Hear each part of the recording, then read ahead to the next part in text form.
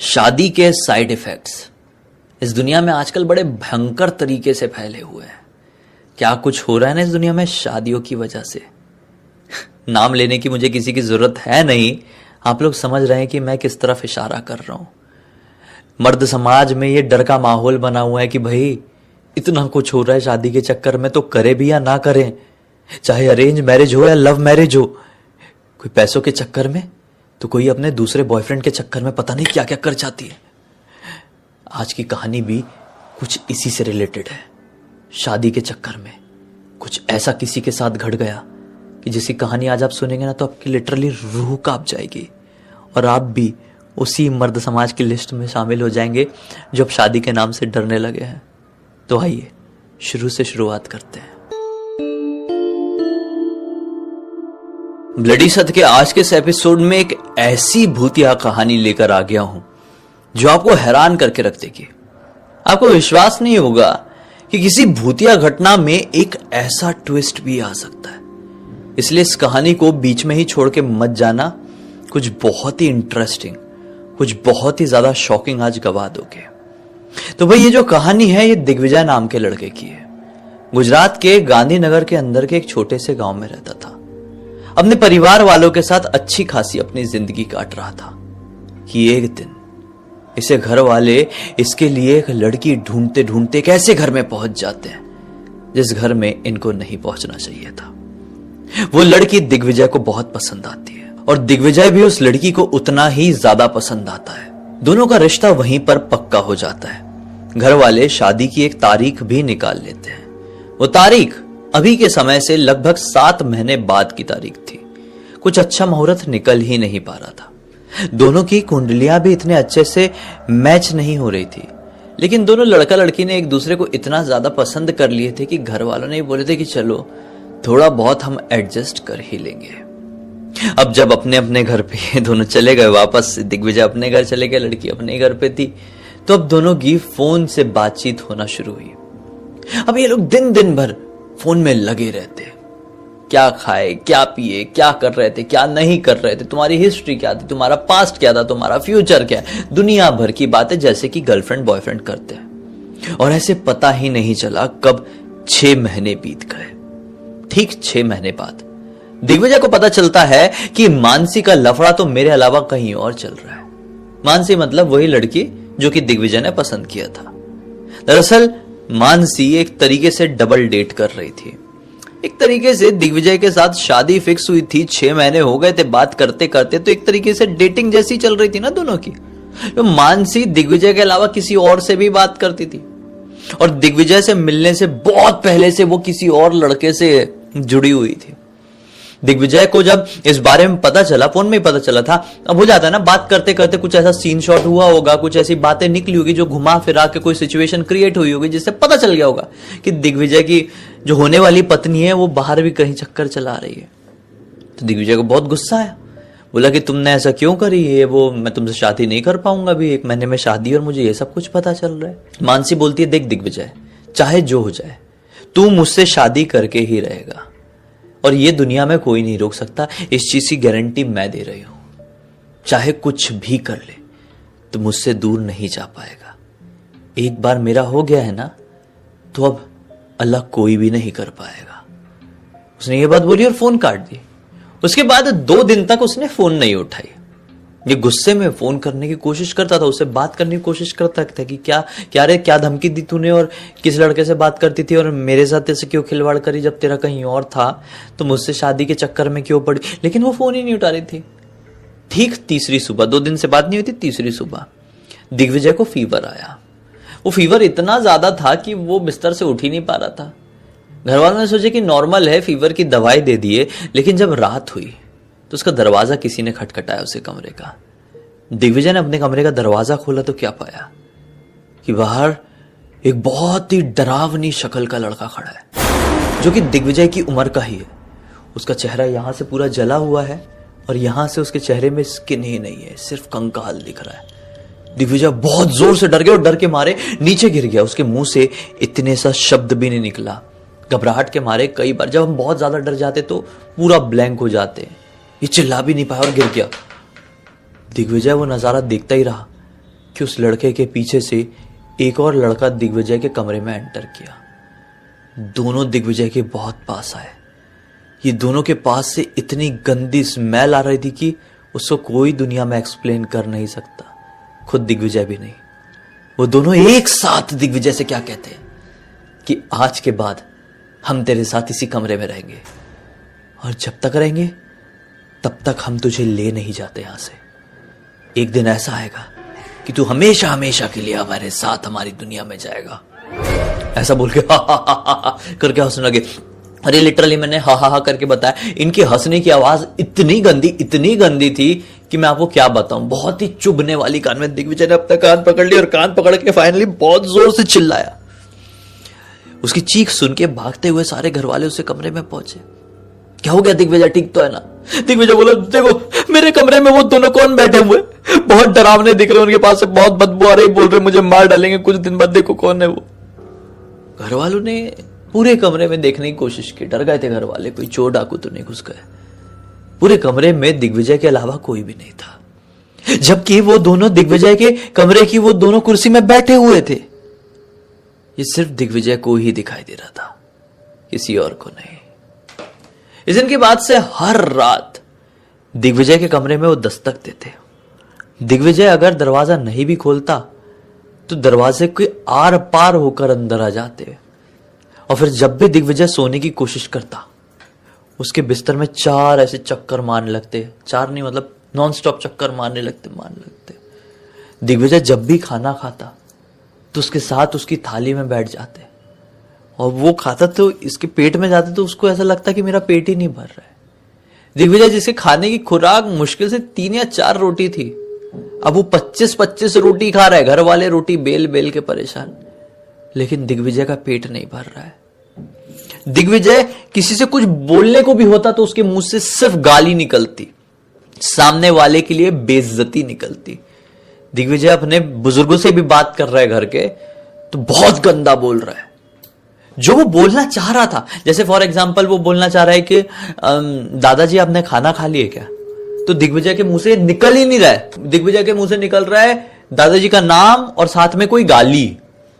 इसका दिमाग काम करना पूरी तरीके से बंद कर दिया था। उसके दिमाग का कंट्रोल उसके मुंह के साथ नहीं था अभी, ना ही दिमाग का कंट्रोल हाथ से था।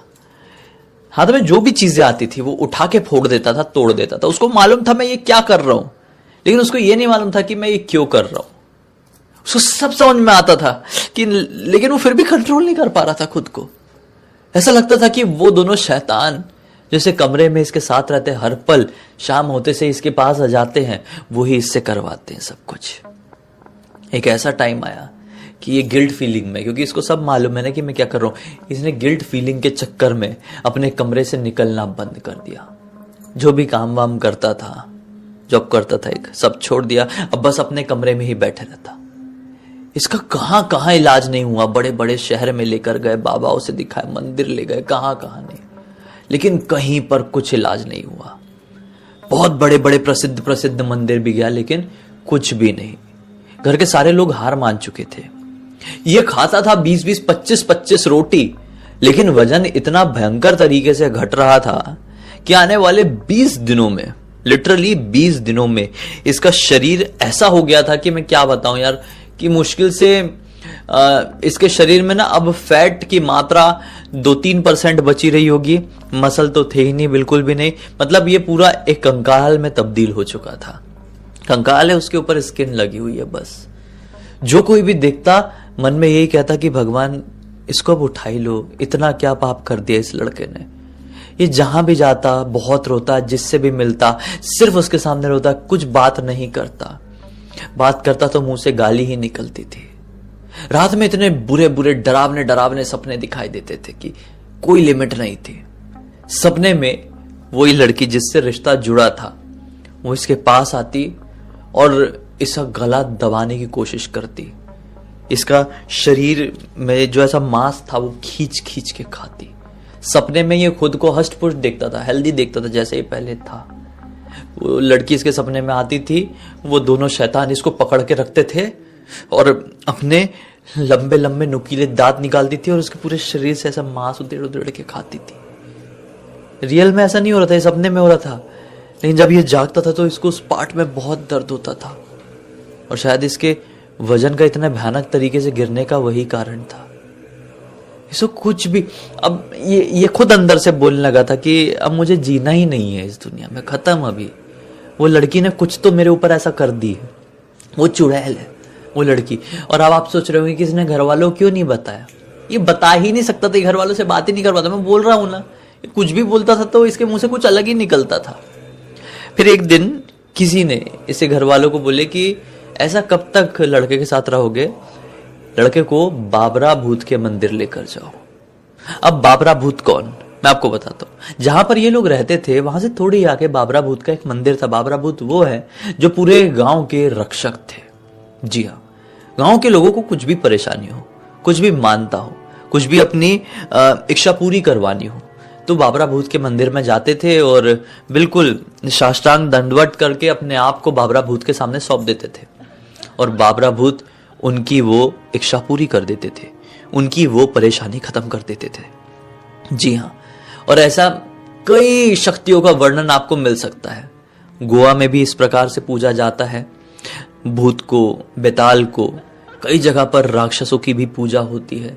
तो हमेशा निगेटिव एनर्जीज ही नहीं होती है, ये पॉजिटिव भी होती है कई बार। तो वहां पे तो होता है भाई। जो लोग गुजरात से हैं और गांधीनगर के आसपास से हैं वो रिलेट कर पा रहे होंगे कि मैं क्या कहना चाह रहा हूँ।